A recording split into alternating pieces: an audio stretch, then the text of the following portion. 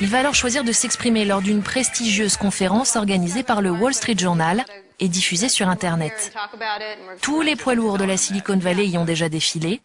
On y parle nouvelles technologies et c'est Kara Swisher qui mène l'interview, aux côtés d'un autre journaliste, Walt Mossberg.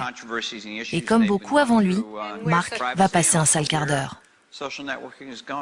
Voici Mark Zuckerberg. Il était très au courant des thèmes de l'interview, donc on était vraiment surpris de le voir si nerveux.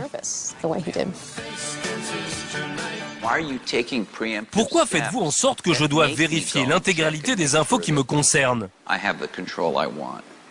Je pense qu'il faut comprendre comment le système est conçu pour saisir son mode de fonctionnement. Je parlais avant de ce que font les utilisateurs sur le site. Ils partagent leurs informations avec leur entourage. Mark ne répond pas du tout à la question. Mais en face de lui, le journaliste insiste. Mais vous n'avez pas répondu à ma question. Vous semblez avoir décidé de rendre publiques mes informations personnelles sur Facebook. Vous l'avez fait tout seul, sans prévenir?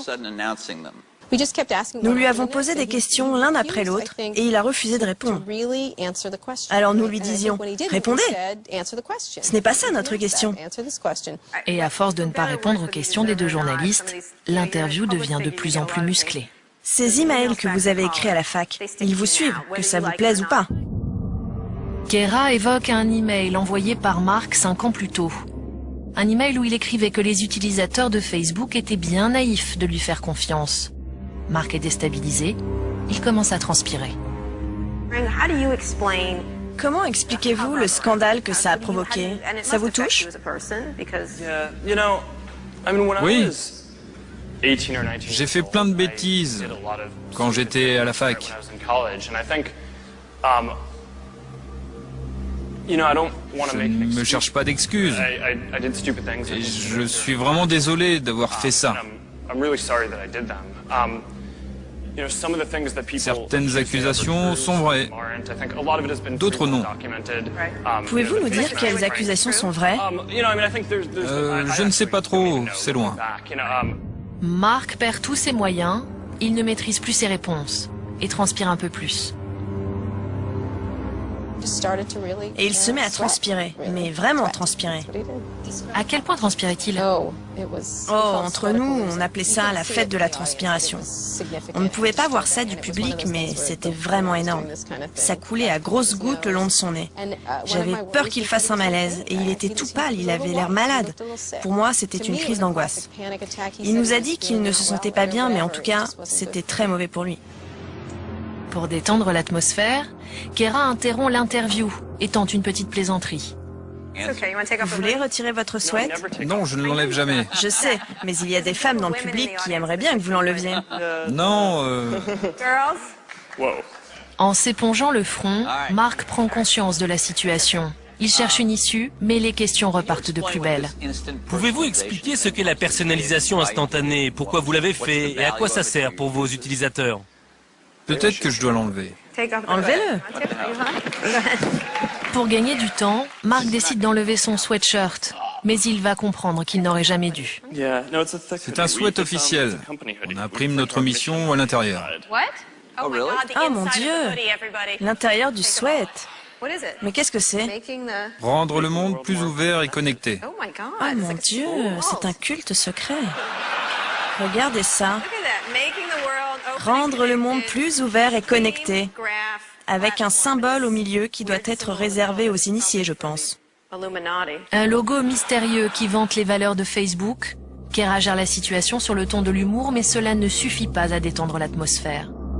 Mark Zuckerberg le sait, l'interview est une catastrophe, il ne pouvait rêver pire publicité. Ce jour-là, il prend conscience de ses difficultés à communiquer. Il comprend aussi que pour assumer parfaitement son statut de PDG de Facebook, il doit vaincre son anxiété maladive. Mark découvre l'importance de l'image et son douloureux apprentissage ne fait que commencer.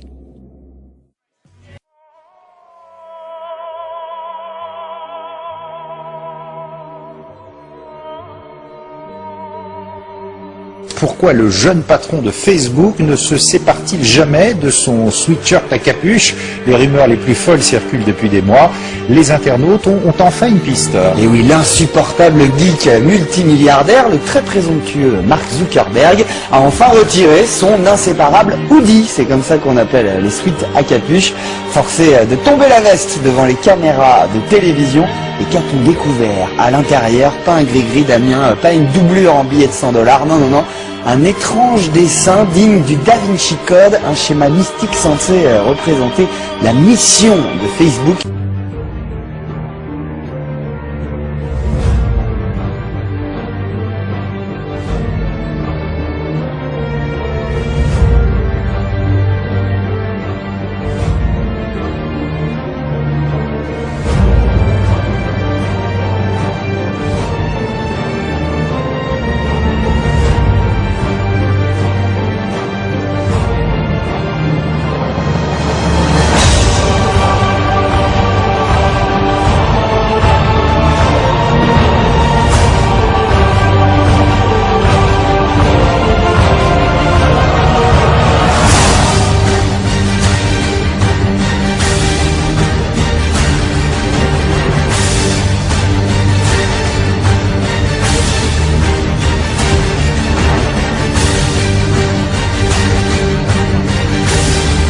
Le fondateur d'Axel, Freddie Mimi, offre 12 700 000 $ de ses partenaires de Venture Capitalist.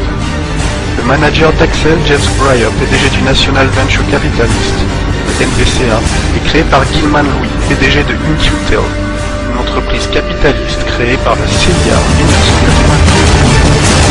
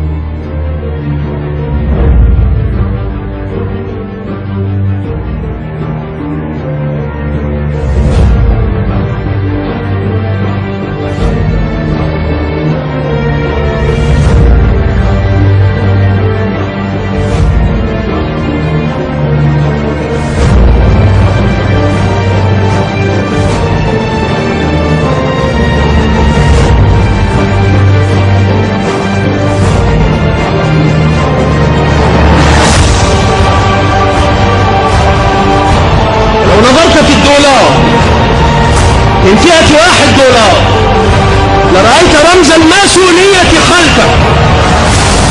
لو نظرت لرأيت، فهل نظرت؟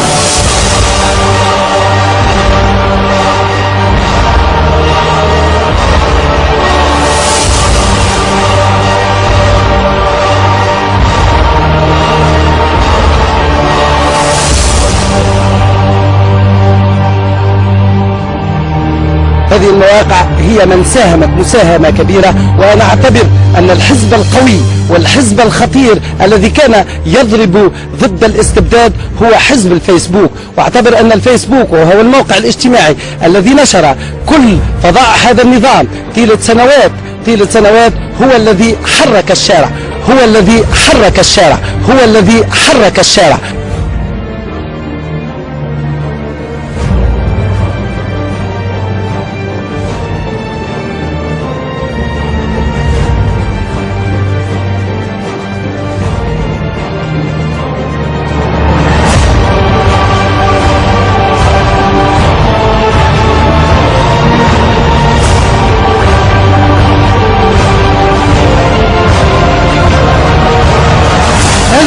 الجمهورية الديمقراطية العالمية هي في حقيقتها دولة إسرائيل الكبرى.